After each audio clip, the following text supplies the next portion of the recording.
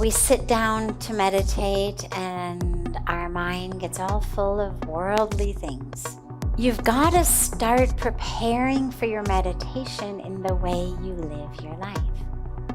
That which you fill your mind with the other 23 and a half hours are exactly what's going to come up when you sit down to meditate. Because whatever you're paying attention to, it stays.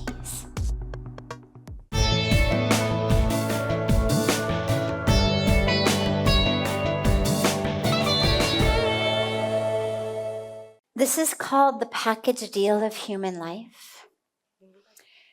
We sit down to meditate and our mind gets all full of worldly things. Pujya Swamiji always says, we spend all day in the world and we never think of God. But when we sit down to meditate on God, the whole world comes in our mind. Now, those two things are related. When you are not meditating, see, we actually prepare for our meditation the rest of the time.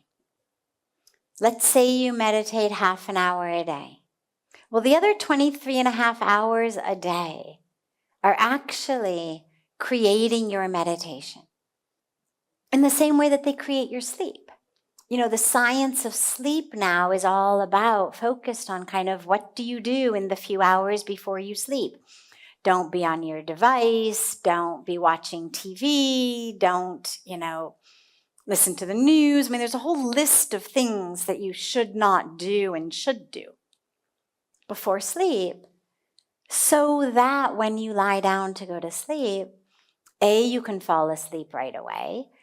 B, you don't see crazy, stupid dreams and nightmares and whatnot.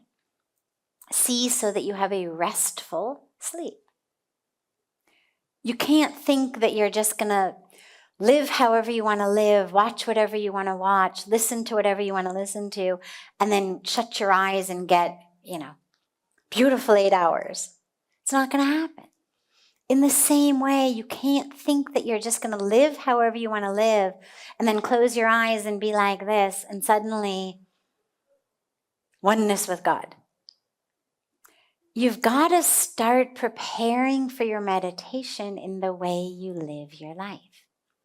That which you fill your mind with the other 23 and a half hours are exactly what's going to come up when you sit down to meditate. So, most basic things. What TV programs do you watch? What movies do you see? Who do you hang out and gossip with? Who are you following on social media? What are you paying attention to in your daily life? Because whatever you're paying attention to, it stays.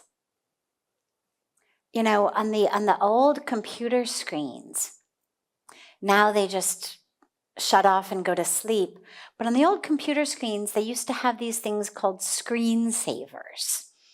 Right? You remember you'd get like flying saucers or waterfalls or whatever it was, these things that when you weren't using your computer for long enough. Now, the same thing is true with our minds.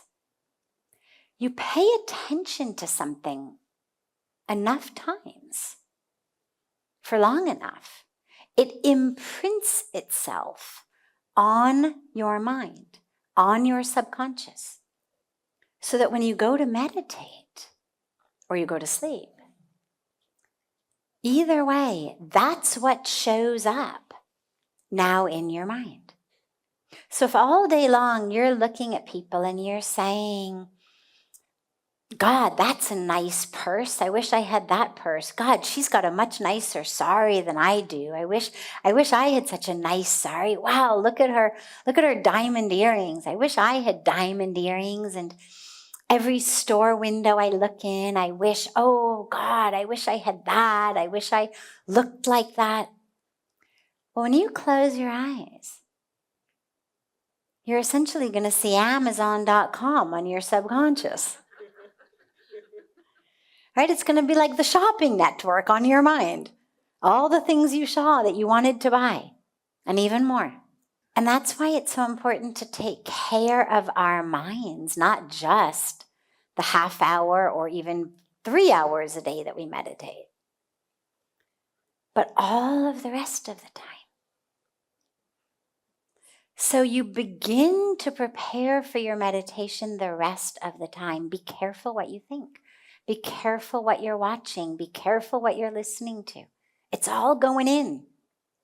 You know, it's like if you eat too heavy of a meal, you lie down to go to sleep, well, it's still with you. Right? You got to get up in the middle of the night and take Eno or Alka-Seltzer or, whatever you take. Tums, something, because your stomach is upset. It's not just that you've shut your eyes and so your dinner is gone or your midnight ice cream snack is gone. It's still there. And so is everything on your mind. So if you don't want the world to come into your mind when you meditate, as you live, be really careful about what you are paying too much attention to. And that same mantra that we use when we meditate, use it in your life.